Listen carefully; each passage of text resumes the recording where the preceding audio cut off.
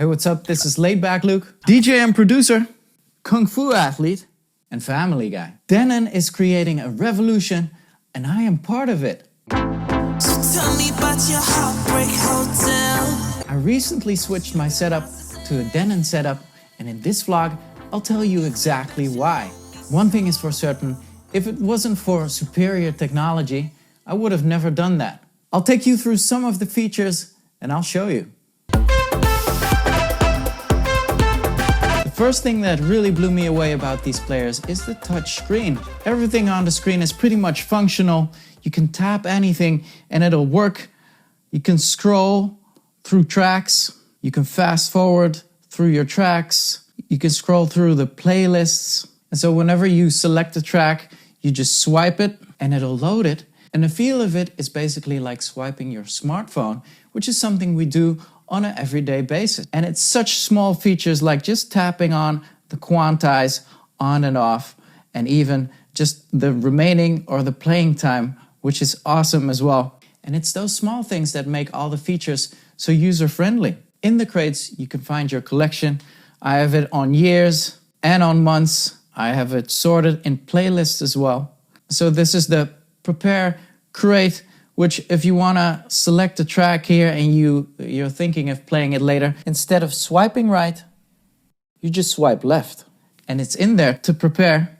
Also a very extensive search function, which has filters like genre, but you can also search for BPM and even in key. Up here you can sort in key as well, and you can sort by artist. So this is basically the browser view.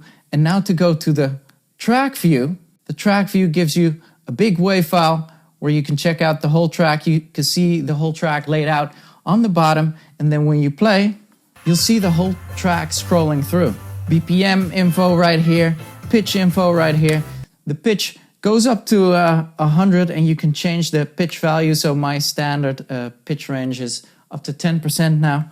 You can change the value up to 100. And over here is the master tempo button, which makes the track still sound really good, even when pitched up on 100. The thing is, with these players, they have such a big processor. This makes them user-friendly in various situations. So, for instance, I'm going to show you something extreme right here. Right now, if you have a setup and you accidentally pull out your USB, you go into an emergency loop. Well, on the Denons, it's different. The processing power is that powerful. You don't go into an emergency loop, you go into an emergency track.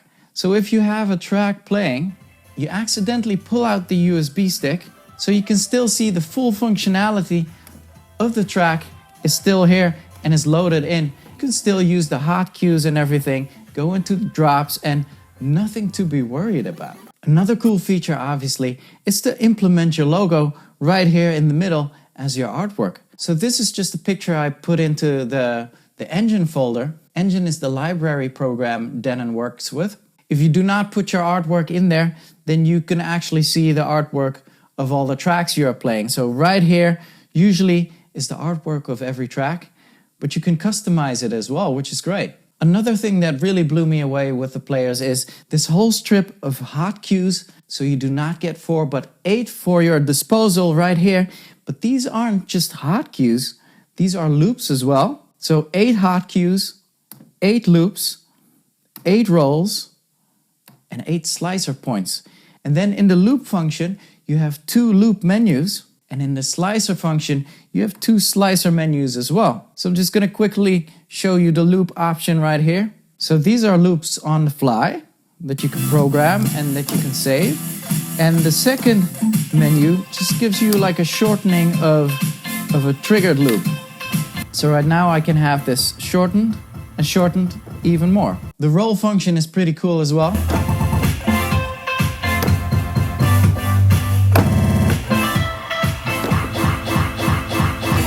And with the slicer as well, you can make it really funky.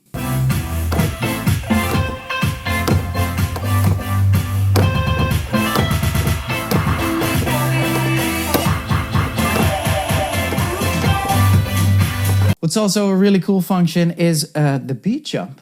So when you have the quantize on, and the quantize is really good and precise on the Denons, When your track is almost finished, you can actually beat jump yourself back to the track seamlessly. What this basically does is it'll stick to all the grid and the bar counts of the track, and then when you skip it, it'll just stay on a similar bar, on the same grid, and in tempo. Another big feature is the layering of the players. You actually get 2 for the price of 1. So layers mean there's a layer A, which is a deck A on the deck, and there's a deck B on the deck as well. And you can switch to these separate players by just pressing layer, and you'll see that the ring of the player will change as well. So right now, layer A is green, layer B is blue, and I have it on a separate channel right here. If a track is playing on layer A, you can actually mix a new track in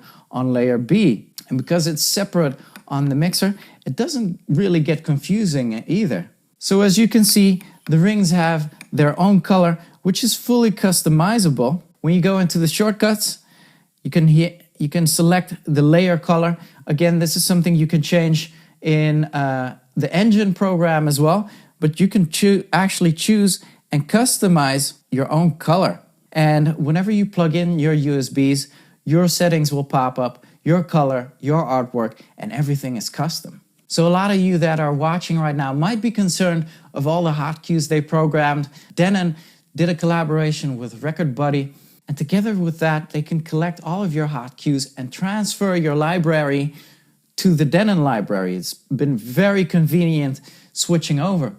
And even if you don't use a lot of hotkeys, you can easily just plug and play your USB, and the Denons are ready to go. They analyze really fast, and it's really a plug and play type of thing. The sound quality is amazing, and I do realize I didn't even touch base on the mixer yet, but that'll come in the future. As well as the engine.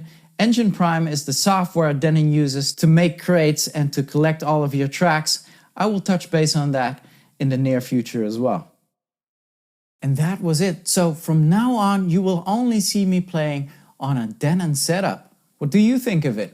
Please let me know in the comments. I'm curious to hear your thoughts. I also want to hear your thoughts about another In My Mind episode, this time on the Denon players. Thinking of doing it next week, let me know. If you're curious about that, hit that subscribe button and give me a thumbs up. Coming weekend will be my first weekend ever performing on the setup, and taking these type of risks and being part of what's a future movement is something that'll always keep me going. And with me, there's a bunch of big name DJs coming that will switch their setups as well. You'll see.